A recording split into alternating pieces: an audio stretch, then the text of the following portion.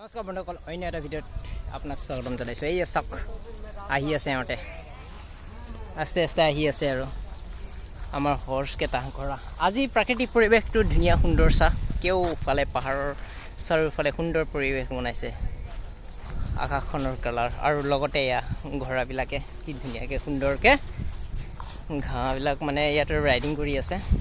আৰু আপোনালোকক এটা বস্তু দেখুৱাই আছোঁ।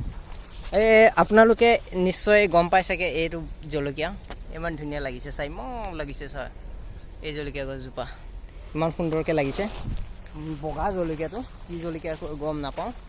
আৰু এইভাগে নেমু টেঙাৰ গছৰ পৰা আজিৰ পৰা সকলো আকৌ আমাৰ ৱাৰ্মিং কম্প'ষ্টৰ এইটো চাইডে আহিছোঁ, কি ধুনীয়াকৈ ৱাৰ্মিং কম্প'ষ্ট লগাই আছে।